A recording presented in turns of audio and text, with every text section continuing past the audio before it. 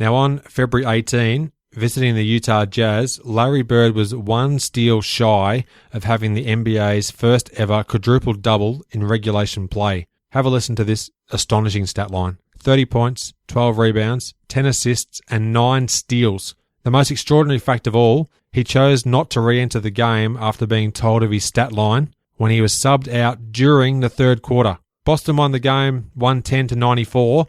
30 points, 12 rebounds, 10 assists, and 9 steals in 3 quarters. Not even 3 quarters. He was subbed out during the third quarter. Yeah, amazing. Remarkable. Very impressive. Hello to Paul Pressey for listening. I always like to say that Michael got to play with me for a year at North Carolina. I think it really helped him. Spectacular player from the beginning. You can see right away Jordan was going to be a big-time scorer. And showed what an impact he was going to have on the league. This is NB85, celebrating the 30-year anniversary of Michael Jordan's rookie season in the NBA. And now, your hosts, Adam Ryan and Aaron Steen. Welcome back to another episode of NB85. Aaron, we're up to episode 20 of this series. Thank you again for joining me and being a part of it. As always, my friend, how are you? Good, mate. 20 episodes of the first podcast of its kind, a celebration of the 30-year anniversary of the rookie season of Michael Jordan. Yeah, I've heard that before somewhere. That's really cool. I like that. Time to chat about the next 15-day block of the NBA's 39th season. NBA News, Notes and Quotes, February 8th through 22nd, 1985. We should note here, mate, that there were no NBA games played between February the 8th and 11th due to the fact that it was the 85 All-Star Game break. And coincidentally, inorlandis.com/NB85-18. That is our recap of said All-Star Game, and it's an absolute perler, if I don't say so myself. On February 9, the Chicago Tribune confirmed that Jerry Reinsdorf would become majority owner of the Chicago Bulls. He'd own 56.8% of the team at a price of $9.2 million. March 11th was his first game as the official Bulls owner. And I had a quick look at Forbes online, mate, and the Chicago Bulls 2015 valuation is a cool $2 billion. So quite a good return on investment, you have to say. Yes. Reinsdorf was quoted at the time saying the following: "I don't have anybody to bring in. I don't have any special plans. I would anticipate no changes." Subsequently, Rod Thorne was fired as Bulls GM on March 26th. He was replaced by Jerry Krause, who assumed the role of VP of Basketball Operations. Coach Kevin Lockery and assistants Fred Carter and Bill Blair were fired May 28. Those moves all occurred inside of 3 months of his official ownership. I'm assuming that Jerry may have been talking about immediate changes. Yeah. As in by the time he finished that quote. That sentence. Then I found a very good, interesting, dare I say, article that was from May the 29th in 1985 from the Chicago Tribune. It was titled, "Lockery is Bounced as Bulls Coach." And it says, reports have indicated 2 leading candidates to replace Lockery are New Jersey Nets coach Stan Albeck, who of course would become the Bulls' next head coach. But it also mentions the CBA's Coach of the Year, Phil Jackson. There you go. That's pretty cool in the fact that prior to Jordan's rookie season even ending, Phil Jackson's name was being floated in amongst possible coaching replacements. And of course, it wouldn't be too much longer from this year that Jackson actually became one of the assistants on the Bulls. Good to see in breaking down an article from May 29th that you're not jumping too far ahead. I do what I can. The purchase of the Bulls required a 3/4 vote from his future fellow NBA owners to be passed, with the only potential stumbling block being an ongoing issue from 1972, when Milwaukee businessman Marvin Fishman was awarded $12 million in damages from the then Bulls owners when his bid to buy the Bulls that year was illegally blocked. The sale was formally approved the day after this. Just love this sort of minutiae, mate. Cool stuff. The main difference for the franchise was that they had an image that no single person was in charge, with multiple, obviously, majority owners, and that was now all going to change. On February 11, MJ spoke of the butterflies that he experienced in the All-Star game in Indianapolis. He said the first trip up the floor usually alleviates you of any nerves, but he didn't feel himself until the second half of this game, in calling his appearance in the game the highlight of his career. The Tribune said the first one was the most difficult for Jordan. The next dozen or so should be easier. On February the 12th, mate, Detroit visited Chicago, and this was a game that we chatted about in episode 19 in depth of the series, so we won't muck around with this one too much. The Bulls won the game 139-126 in overtime in front of 13,363 people. The Bulls went to 25-25 on the season. It was the first time in over a month that Chicago was at full strength. Caldwell Jones and David Greenwood were both back in the lineup. Heading into the contest, Detroit had won 14 of its past 18 games. For the Bulls, Jordan had 49 points. That was a career high in his rookie season at least. He had 30 of those in the second half and overtime, 15 rebounds, 5 assists and 4 steals. Orlando Woolridge had 31 points, Quentin Daly 21. Sidney Green had a great game, 16 points and 15 rebounds. For Detroit, Vinnie Johnson had 28 points and 7 assists. John Long, 26 points. Isaiah Thomas, 19 and 9 assists. And Billy Laimbeer, 19 points. Also on this date, the Lakers defeated the Clippers 121-110, making it 5-0 in their season series, the first as co-inhabitants of Los Angeles. Byron Scott led all scorers with 25 points. Denver racked up its 10th straight home win in a 131-107 shellacking of Atlanta. On February 13, Bob Sakamoto wrote that on the day Aaron Steen turned 7 years old, MJ celebrated with a 49-point performance that few witnesses will ever forget. He was glowing in his praise of a number of Bulls, including Sidney Green in his first career start, Wes Matthews and Quentin Daly. With his parents in attendance, Jordan took advantage of a slightly injured Isaiah Thomas and took it to him in the Bulls' win. Isaiah suffered a corked thigh in the All-Star game, and it appeared to hamper him in this contest as well, at one point missing a wide-open layup as he appeared to have zero lift in his legs. He appeared to recover well with 23 points and 25 assists in their following game against Dallas. I'd say he did quite well. Bob wrote that the first half of that game belonged to Orlando and Wes, who combined for 31 in the first two quarters. And as we mentioned in the previous episode, Sidney Green hit 2 enormous free throws to get the game into the overtime period. And you just alluded to it a moment ago, mate, a very entertaining Dallas at Detroit matchup. Mark Aguirre dropped 40 on the Pistons. Impressive enough. However, that was overshadowed by the aforementioned Isaiah Thomas's 25 assists. Detroit won the game 124-119. Zeke's tally of 25 assists tied a team record set by Kevin Porter in 1979. In another game, Bernard King's 46-point and 10-rebound effort against the 76ers was not enough, as his Knicks lost 131-129 at Philly. Moses Malone led Philadelphia with 37 points of his own. Good stuff. On the 14th of February, in an article titled "Some Big Players Sure Act Small" by Steve Daly, there was a couple of intriguing Jordan quotes in the wake of the alleged 85 All-Star Game freeze-out. Now, these comments were made after his 49-point showing against the Pistons. Take a listen to these. "This whole thing has hurt me, really hit me hard. I've been talking to my parents since the weekend, and they've been trying to calm me down a little. It's hard for me to understand what this stuff is about." So I thought they were quite interesting comments from Jordan, who was still trying to process what actually happened about this whole kerfuffle with the alleged freeze-out, mate. Another interesting angle towards the Jordan and Isaiah Thomas feud, and I guess it also adds to the dismay that MJ would have been feeling with the continual beatings by the Pistons in the playoffs in the late 1980s too. Also on the 14th of February, number 1 draft pick Akeem Olajuwon decimated the Knicks in a stellar performance at Madison Square Garden. He had 30 points, 3 blocks, and an NBA season-high 25 rebounds, as Houston were 113-105 winners. On February 15, you want minutiae, listen to this. In their upcoming game on Sunday, Miami, Ohio's Ron Harper and Northern Illinois' Kenny Battle promised and I quote, "In your face, you're a disgrace," end quote. Dunkathon. Ron Harper vowed to show Kenny Battle his Michael Jordan dunks on the weekend. Oh, that's an absolute beauty. Where did you get that from? The Tribune? It was out of the in and outs. Oh, that's fantastic. And in your face, you're a disgrace, Dunkathon. I know. The Tribune wrote of that night's game versus Indiana that the Pacers' inside dominance of the Bulls might be coming to an end with the emerging inside play of Sidney Green. apparently when it came to Sydney's last few good games, one hot day did maketh the summer. So unfortunately, it wasn't all green pastures for Sydney. Grass was pretty dead on both sides of the fence.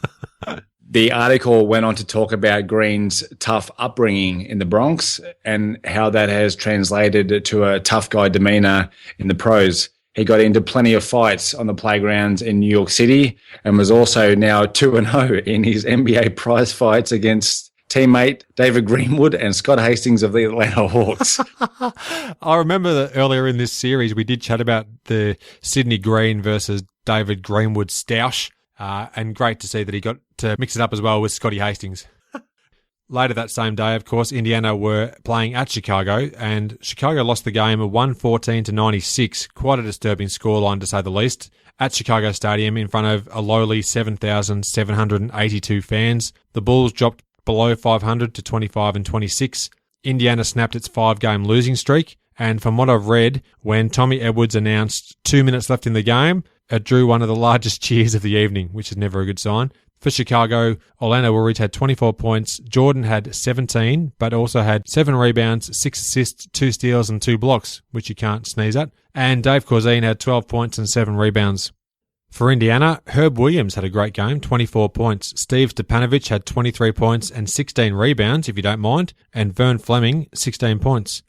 Obviously, a nice sprinkling of Herb Williams across this game got Indiana the win. He was certainly a nice condiment as far as I don't even know where I'm going with that. That makes no sense whatsoever.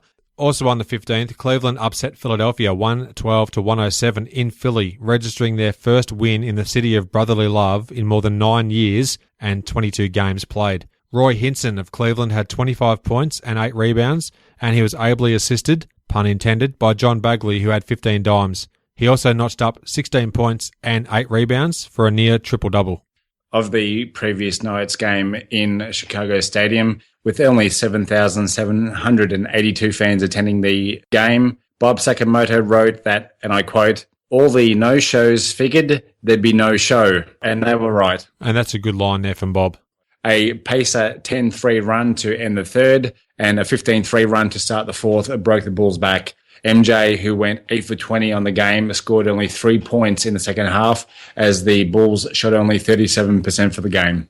The largest crowd in NBA history to that point saw Philadelphia defeat Detroit 125-114. 43,816 people filled the Pontiac Silverdome in Michigan, and this eclipsed the previous record crowd set just the previous Sunday at the Hoosier Dome in Indianapolis for the '85 All-Star Game.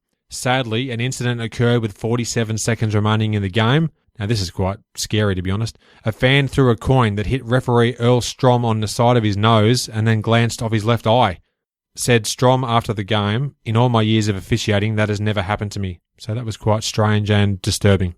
You always hear about in Europe irate fans who throw coins and batteries and whatnot, but I've never heard of that in an NBA game before. Yeah, and hopefully we won't hear of it again as well. That's an ugly side of the game. Also on the same day, Bernard King exploded for 55 points. He did. Pieces all over the floor. Yet the Knicks still lost 126-117 to the New Jersey Nets. New Jersey were led by Buck Williams. He had 31 points, very good indeed, and Mike Jaminski, who added 28. Houston's Ralph Sampson had 41 points and 21 rebounds at Cleveland in a 122-115 victory, the Rockets' 7th win in their last 8 games. On February the 17th, which was also Jordan's 22nd birthday, Chicago travelled to Milwaukee, to the Mecca in Wisconsin, in front of 11,052 people. They lost the game comprehensively, 125-105. Happy birthday, Mike. Happy birthday, Mike, exactly. And the Bulls dropped 25-27. Speaking of Mike Dunleavy from Milwaukee, he was on the injured list, which was still stemming from that airline incident on December 1 in Baltimore. So incredible that continued to linger on. Following their win, the Bucks were ahead 3-2 in the team's season series. The Bulls had dropped 6 of their last 7 games. The next day, the Tribune wrote that at the same time last season, when professional basketball was just a vicious rumor in Chicago, that's a classic, the lowly Bulls had a record of 21-31. This season, the record was 25-27, And despite hiring the league's best rookie, the progress just isn't good enough. This was on the back of the spanking by the Bucks the previous night. Hello to Doug Collins, if you're listening. Terry Cummings said that Jordan looks a little tired and compared MJ's situation with his rookie season with the San Diego Clippers. TC said it seemed like so much fun in the beginning, but after a while, it's like a horse carrying too much. There's too much on the wagon. You've set me up beautifully, I have to say it. Shameless self-promotion. Innerlanders.com/17 to hear my conversation with Milwaukee Bucks legend Terry Cummings. For the game itself, Jordan had 26 points, 3 rebounds and 3 assists. Quentin Daly had 20 points and 7 assists. Orlando Woolridge 18 points and Sidney Green 10 points and 6 boards. For the Bucks, Sidney Moncrief had 21 points, 4 rebounds and 6 assists. Terry Cummings had 20 points, 8 rebounds and 4 steals. And also former podcast guest Ricky Pierce had 17 points and 5 assists. And Ricky Pierce, innerlanders.com/28. How do you know so quickly which episode he was in, Adam? A very kind gentleman named Aaron Steen sent me an attachment with a list of all the episodes and what we covered. And how long did it take you to actually utilize said attachment? Well, honestly, I printed it out today and you sent it to me maybe 3 months ago. But thank you very much, mate. Better late than never. You're welcome. Now, on the same day, Magic Johnson scored 13 of his 37 points in the fourth quarter as the Lakers defeated the visiting Boston Celtics 117-111. It was LA's 7th straight win and also doubled as Pat Riley's 200th win as Lakers coach since he took over head coaching duties early in the 81-82 season. Bird led the Celtics with 33 points and 15 rebounds. Purvis Short of the Golden State Warriors lit up the visiting Bullets of Washington for 46 points as his Warriors held on to win 125-121 at home in double overtime. Dominic Wilkins, one of your favourite players, mate, secured an Atlanta win with 3 seconds left by hitting a twisting layup as the Hawks escaped with a 91-90 road win at the LA Clippers. Now on February 18, visiting the Utah Jazz, Larry Bird was 1 steal shy of having the NBA's first ever quadruple-double in regulation play. Have a listen to this astonishing stat line. 30 points, 12 rebounds, 10 assists and 9 steals. The most extraordinary fact of all, he chose not to re-enter the game after being told of his stat line when he was subbed out during the third quarter. Boston won the game 110-94 and Mark Eaton had 50. Mark Eaton, former podcast guest, dare I say, innerlanders.com/49. Thanks, Aaron. You're welcome. He had 17 points and 15 rebounds for Utah, but how phenomenal, and there's my first phenomenal call, how great of a stat line is that from Larry Bird in less than 3 quarters? 30 points, 12 rebounds, 10 assists and 9 steals in 3 quarters. Not even 3 quarters. He was subbed out during the third quarter. Yeah, amazing. Remarkable. Very impressive. Hello to Paul Pressey for listening. The Tribune wrote on February 19, as if the Bulls don't have enough troubles, more are on the way, in reference to the upcoming game against the eventual champion Los Angeles Lakers, who the Bulls defeated at the Forum back on December 2nd. LA was on a 7-game win streak and had won 12 of their previous 14, compared to the Bulls losing 6 of the last 7. And also James Worthy, who missed the previous game in LA, will be playing for the Lakers.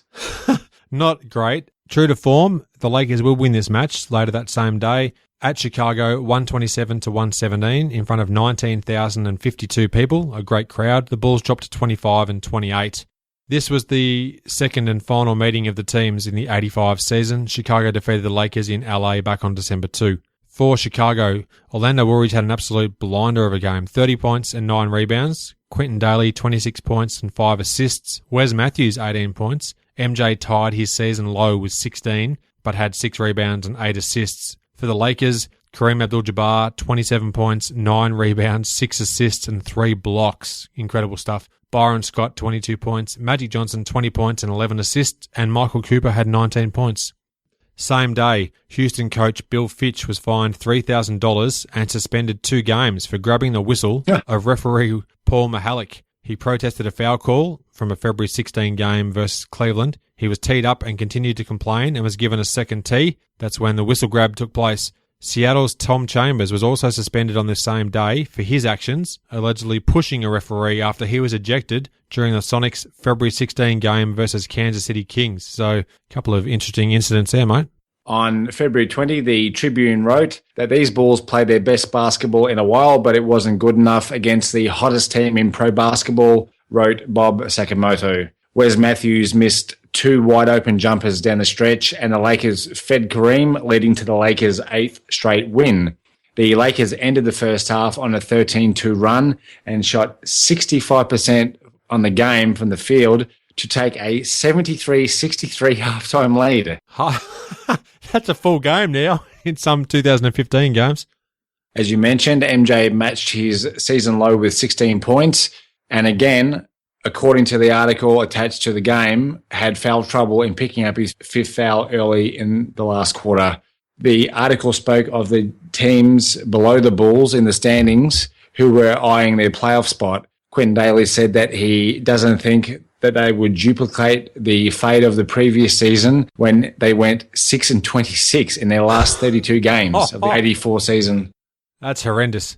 February the 20th, Denver were 132-129 winners against the Boston Celtics. Larry Bird's 40-point performance was offset by the Nuggets' Alex English, who had 38, and Calvin Natt, who had 33. Denver snapped a 6-game losing streak to the Celtics. Rookie Tim McCormick, who was pick number 12 in the 84 draft, Yikes. playing in place of the suspended Tom Chambers, scored 27 points and grabbed 11 rebounds. So that's a great performance as his Sonics defeated the Clippers 118-105 in LA. The Clippers were led by Norm Nixon's 37 points. It would be the equal second highest scoring game of his career. Same day as well, Moses Malone had 38 points and 24 rebounds in Philadelphia's 137-116 victory versus the Golden State Warriors. On February 21, Magic Johnson had a triple-double in the NBA's only game on the slate, 15 points, 10 rebounds and 17 assists. Bloody good numbers those. In LA's 123-117 win at Kansas City. James Worthy added 26 points and Kareem Abdul-Jabbar had 23. Big game from James. It was indeed, mate. It was indeed. Should have been his nickname. On February 22nd, an article in the Chicago Tribune asked the question, is pro basketball's hottest star beginning to burn himself out? Has the grind of the NBA taken some of the air out of Michael Jordan? MJ replied to this question with, I just think I'm in a little slump. I'm not tired and I don't think I'm playing too many minutes. I'm getting my 8 hours of sleep and I'm not out on the streets all night. When asked if NBA games are more intense than college, Jordan shot an incredulous look at the reporter and said, more intense than Coach Smith's practices? I don't think so. Oh, that's surprising. I was expecting him to say something opposite, actually. But then, of course, when you think about the late Dean Smith and his practice sessions, I guess that makes perfect sense. Jordan's scoring average over the previous 3 games had gone under 20 points per game. But though personally, I don't think that a 3-game snapshot really suggests that MJ had hit the rookie wall, just the media jumping the gun for a story, I'd reckon. Coach Kevin Lockery was concerned about the weariness of Jordan and spoke to him the previous Monday. Jordan assured Coach that he was all right mentally and physically.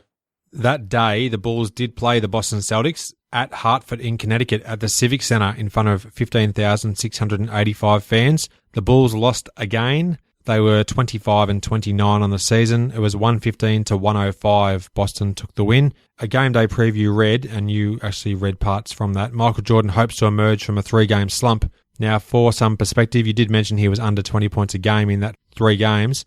Over those 3 games, and granted they were losses, he averaged 19.7 points, 5.3 rebounds, and 5.7 assists as a rookie.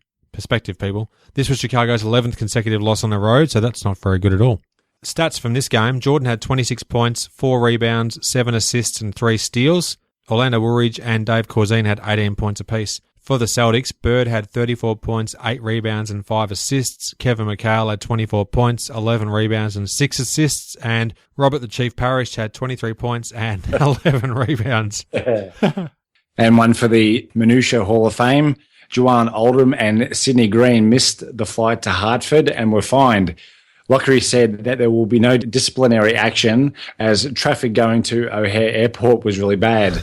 Just 8 minutes before the United flight that the Bulls were on was due to leave, only 5 players were on the flight. Oh, dear. And before the upcoming game against the Utah Jazz at the stadium, the Bulls were putting on a Legends game. The game included former greats of the team, such as Bob Boozer, Johnny Kerr, Gar Hurd, and John Mengelt. Yeah, who is actually a commentator for the Bulls, of course, during this season particularly. In other games, Charles Barkley had 29 points and 18 rebounds. We'll probably cut that out of the final cut. Yeah. In other games, Charles Barkley had 29 points and 18 rebounds in Philadelphia's 110-99 win versus the Detroit Pistons. It was Julius Erving's 35th birthday. I think he had a nice cake with 30. No, he scored 19 points. It was the Pistons' 7th loss in 9 games. And in Dallas's 110-101 home win over Washington, Mark Aguirre scored 45 points, and his coach Dick Motter became the NBA's then 4th winningest head man with 696 victories. I believe that the NBA actually celebrated Julius Erving's 35th birthday by putting the number 35 on their shorts a few seasons beforehand. Are you talking about the 35th anniversary of the league? Yes. Nice. I like that. I'll probably keep that. Yes. I'll probably keep that in. San Antonio travelled to Phoenix, and George the Iceman Gervin surpassed 25,000 career points. That's NBA and ABA. He scored 32 in San Antonio's 118-111 win in the Valley of the Sun.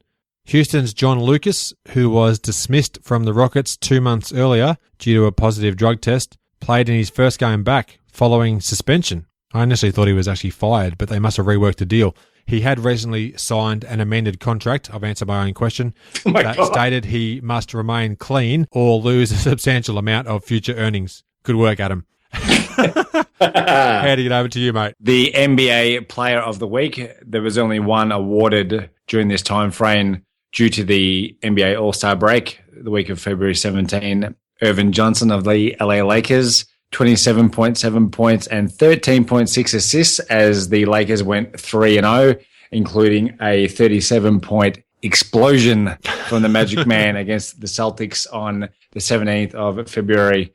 Individual highs during this time frame: points 55 by Bernard King for the Knicks against the Nets on the 16th of Feb.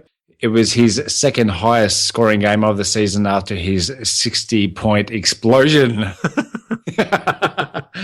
Versus, again, New Jersey on 25th of the 12th. Undoubtedly, the most frustrating thing for Bernard in these two scoring outputs was they were both losses by the Knicks. And we did say in a previous episode, one of his quotes was he'd rather score 10 points and win than score 60 and lose. The high-end rebounds for this time frame were 25, as we mentioned earlier on, by Akeem Abdul-Olajuwon for Houston at the Knicks on the 14th of February, and Isaiah Thomas had 25 assists against Dallas on the 13th of February. Happy 7th birthday, Aaron Steen. Nothing like making the podcast episode all about yourself. Just quickly looking back on those highs, we've got a 55-point game, a 25-rebound game, and a 25-assist game. They must be three of the best individual highs for a period of time we've chatted about in this NB85 series, without doubt. Agreed. Let's quickly run through the NBA standings through February the 22nd. The division leaders in the Atlantic, the Boston Celtics, were 45-12. In the Central, the Bucks were 39-17. The Nuggets were the Midwest leaders at 35-21. In the Pacific, the Lakers were 40-17. Now, Chicago were traveling pretty ordinarily during this period of time. They went 1-4 and were 25-29. The Golden State Warriors were going even worse. They were 13-43. They went 2-5, including a 2-overtime win versus Washington. That brings us to the end of yet another exciting episode of NBA85. I've enjoyed myself. I hope you have, and I hope our listeners have as well, mate. Is there anything you'd like to add before we do tie a bow on this bad boy? It's my turn. Giddy up. Thanks for listening. I hope you enjoyed the show and share my web address with your friends and colleagues, inallairness.com. Check out the podcast archive for plenty more episodes with high-profile guests. Follow me on Twitter at inallairness. Please add your like to the show's social hub, facebook.com/inallairness. Join me next time for another edition of the show.